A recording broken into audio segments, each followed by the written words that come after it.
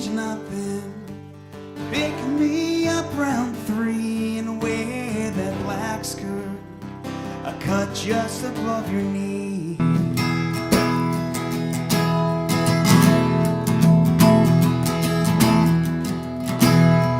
Dark is the night, night, night.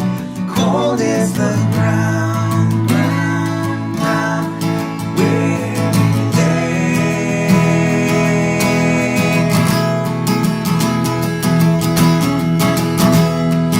I drove to Portland, Maine, through the driving rain, just to be found.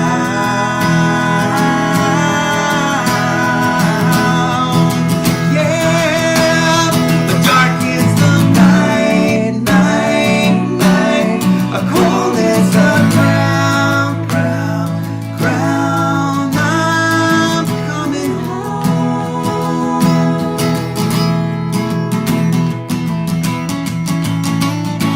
Dark is the night, night, night. Cold is the ground, ground, ground. I'm coming home.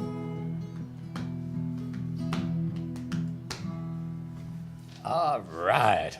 Well, I'm Ralph DeFlorio, and welcome to the November 2015 edition of the new Revival Coffeehouse, our first one of the season. We're a little late starting. So we've got a great guest here, or guests. I'm going to begin with Dan, if you could introduce yourself. Hello, my name is Dan Cloutier, and this is my good friends right here who are joining me tonight. We make up the band The Great Molasses Flood, but at the moment it's a Dan Cloutier show. So I'm Dan Cloutier, this is my band, and this is Kim. Hi, Kim. Hi, I'm Kim Jennings. Yeah, Kim Jennings. And this is Ricardo. Hi, Ricardo. Hi, Dan. Hi, people. I'm Ricardo Barraza. All right, off to a great start here. So, Dan, that was a really cool song. It was Blind Willie Johnson combined with a story about Maine. Yes. So I want to hear, I think I want to start with a little bit about Blind Willie Johnson. That's obviously an influence for you. Yeah, so there's this great blues musician. Actually, let me hold the mic. You can hold the mic? That's my job. All right, Ralph. There's a great blues musician, Blind Willie Johnson, who recorded just about like 20, 25 tracks in the 1920s, one of the original Delta kind of ish blues guy. And he recorded these very strange religious songs, and I found those really fascinating. I grew up, my father's a minister, so like having that underbelly of that, and he was one of the first musicians I really came across that made singing about anything like that cool and really edgy. And his songs have a lot of angst to them and a lot of space. So I'm a big fan of his, but I don't sound anything like Blind Willie Johnson. Yeah. I'm from New England, first off. So what I do is I like to sometimes take his lyrics and then put it into who I am, kind of a modern New England folk guy instead of like a Texas blues guy. Yeah. But yeah. So you're paying tribute to him, but at the same time putting yourself into it in the way you Definitely. can. Yeah. Yeah. Instead of me trying to sound like him, because he has a very gravelly voice and plays slide guitar much better than I can. To say Blind Willie Johnson has a gravelly voice is quite an understatement. It's But quite an understatement. Yeah, but his songs are just incredible. I mean, the one that you based that on, Dark is the Night, that was sent into space. Do you want to talk about that a little bit? Sure. Just So tell us the story. There's this great when NASA, they did the Venus. Was it the Voyager? What? I think it was the Voyager. The Voyager. Yeah. They sent out the Voyager, and on that spaceship that was going out into the distance, they put a gold record on it. Yeah. That was a recording of all the most important like human sounds and songs. Yeah. Of like, so they had some classical pieces, obviously high music. They had some tribal music. They chose some popularized American songs, but they chose Blind Willie Johnson's instrumental song, "Dark as the Night, Cold as the Ground." This very mysterious blues song from the rural South, which is really, really cool. Yeah, it's one of maybe the coolest thing NASA ever did. I think so. I mean, but for that to go into space and that represent, this is what people are about. I mean, that's really saying something. So yeah. The aliens might not understand that one, but it's going to Pluto, landing on Mars, that was okay. But putting Blind Willie Johnson into space, I mean, that really did it. Thumbs up. So, tell us a little bit about your friends here. How you met and... Well, I met Kim right here at the, I run an open mic at the Amazing Things Art Center in Framingham, and we just celebrated our 10th anniversary of hosting that venue. And Kim's been coming there for about 8-9 years, and she's been in my band for 6 or 7 years. And Ricardo, Kim, and I have played together for the same amount of time. We're tentatively going forward as a band called the Great Molasses Flood. It's very exciting. Which is exciting. So it's not just a Dan Cloutier thing anymore. Another awesome story, by the way. If you've never Well, heard tell of us. the Great Let's hear Molasses about it. Flood. I don't know.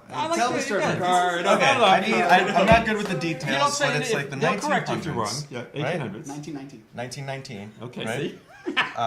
You know, and there was this gigantic disaster that happened where a tanker filled with molasses fell or got into an accident and just dumping tons of molasses all over the streets, and it actually ended up like killing some people. And you guys wanted to name yourselves after this event, right? This is a classic, event in Boston history that kind of nobody knows about. But Right. It's just kind of like, what? That happened? So it's kind of amazing that a band hasn't picked up on that. And you guys have kind of filled the spot and grabbed it. So Well, there's congratulations. Like, I think there's been bands called things like that before, but we're the first Great Molasses Flood. yeah. And you guys have worked together also for Yes. a long time. So Yeah. Dan and I have been working together for about 13 years now, actually, which is how we started playing music, actually. And back when I first started working with him, I was, believe it or not, I was a metalhead. a metalhead. Okay. Yes, I Yeah. had an electric guitar and, Yeah. the Did whole you set nine yourself on fire? or dreadlocks. anything? The whole, I He used wanted to. bite heads off of bats and stuff like that. No, I don't. Okay. But, And now you've come to folk music. yeah, and Band like, with you? What? Really? you shouldn't be saying all this, but no. And yeah, actually hanging out with Dan and playing music with Dan has really opened me up to like all sorts of new musical ideas and things of the sort, and songwriting. It's pretty cool. Yeah, that's a great thing about music is how you can be in a whole different space and then start listening to somebody else, and it moves you in a different direction. Dan, I noticed when you were doing a sound check earlier, you were playing a Neil Young song, and I wanted to ask, so it seems like obviously Neil Young must be one of the influences. And by the way, you may know this, I read somewhere that Neil had his 70th birthday this week. Yeah, this right? week, right? 70. It's a big deal. Old man. It's amazing that some of these people make it that long. Yeah.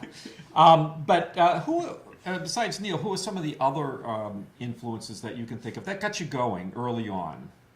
Well, so it was interesting. Like, it's very similar to like Ricardo. I started off in the alternative rock movement. Yeah. From, the Smashing Pumpkins and Radiohead when I was in high school. But I always had an acoustic guitar, and I liked playing that more than the electric guitar. So by the end of high school, I really got into Dylan, and I really got into Ellis Paul, who was who at the time was a local guy. And then that really delved me into roots music. So then I fell in love with bands like Wilco. And then I really found Hank Williams, Woody Guthrie, and then Blind Willie Johnson. Blind Willie Johnson was the biggest hit of the old music. And then more recently, I've kind of dug back up into liking some more modern artists like Sufjan Stevens and a lot of the modern rock bands. It's just great music everywhere.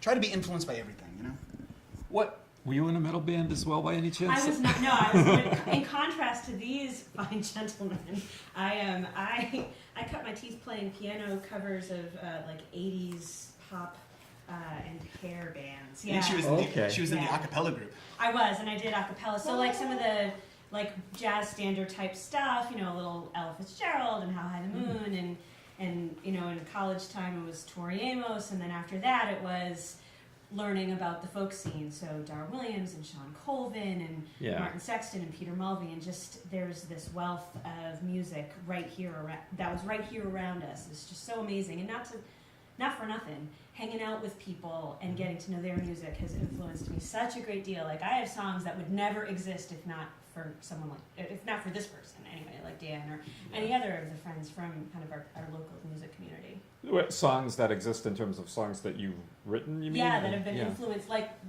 playing in Dan's band has kind of got me writing. I was playing chick folk, like pretty folk ballads, and playing in Dan's band got me thinking a little bit, oh, well, you can say something that's a little bit faster or heavier or different or indie rock or that sort of. My last record was a full band with drums and all kinds of craziness. So yeah. And speaking of records, your Blind Willie Lighthouse? Is that? Blind Willie's Lighthouse, yep. Yeah, That's my last record. That's your last record? Yeah. And was that a long time in coming? Did it take you like months and months, or did you put it together fairly quickly? No, that was a whole year working that. I worked on that really hard. The whole album's very conceptual. All the songs take place in New England, but I'm stealing a lot of Blind Willie Johnson lyrics. Okay.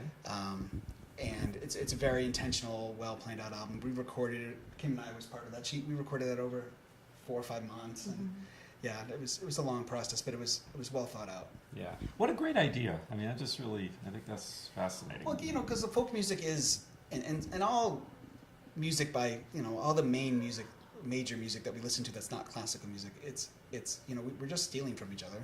Yeah. And that's what's healthy, and it's healthy to do that. Bob Dylan's really into that concept, and it's not stealing because that's the whole point of the folk tradition and oral tradition, and that's how it's been healthy for centuries, a millennium. So I was having a little conversation with somebody about taking songs from other songs, and how everybody will say, well, that goes back to Robert Johnson. That's a Robert Johnson song. But who knows where Robert Johnson got his song? Exactly. I love Woody Guthrie, but he just stole it from the Carter family. Yeah. And then the Carter family were complete thieves and stole it from everyone else. Good artists borrow, great artists steal. That's right. That's right. And take from many rather than one. Yeah. Yeah. And it's not real theft when in a healthy concept of the word. It's not like we're intentionally ripping people off, but that's just how humans work. You're enhancing something. You're giving it your own. You give it your own thing. They say there's only 6 jokes in the world. Well, maybe there's only 6 songs in the world. And we're just doing variations. Right, we're just doing variations. Exactly. I kind of agree with that. But before we came here, I was talking to one of our volunteers, Mike, who told me that he sometimes participates in your open mic at the Amazing Things Coffeehouse, and that you've been running that for a long time. And I think that's, I want to have you say a couple things about it, because some of our audience may be interested.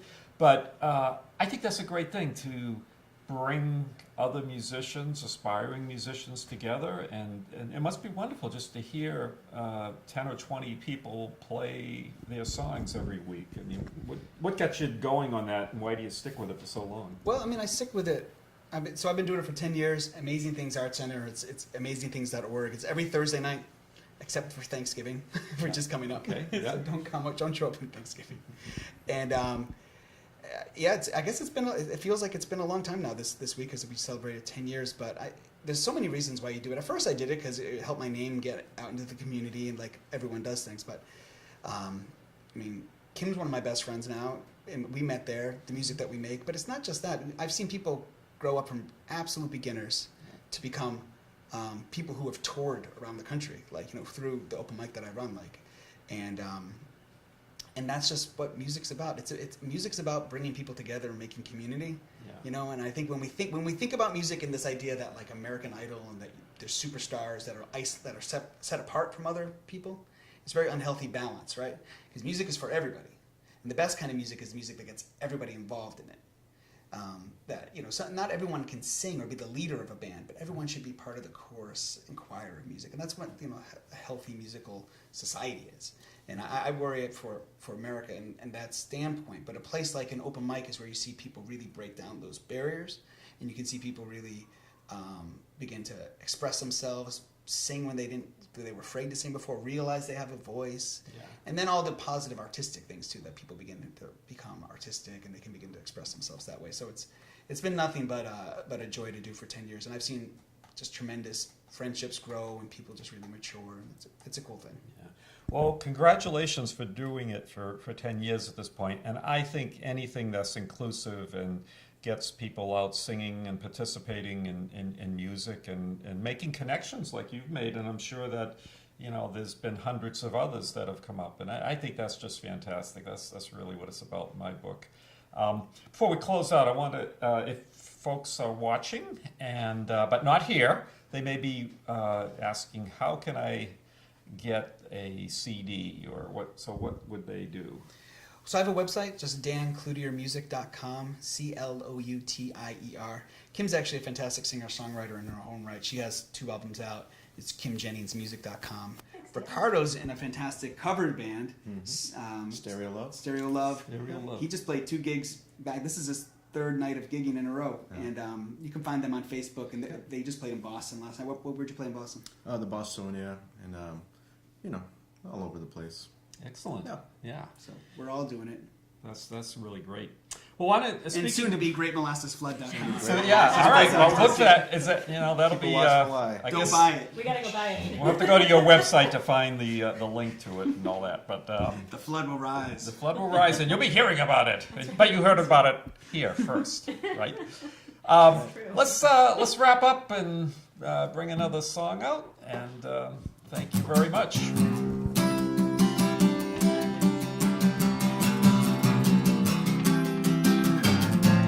Drink your rum, have some fun. Go out and stomp this city down.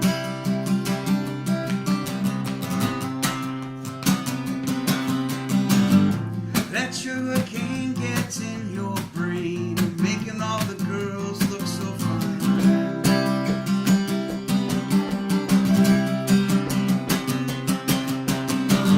Down at the forge, you feel a fight rumbling in your blood, in your blood.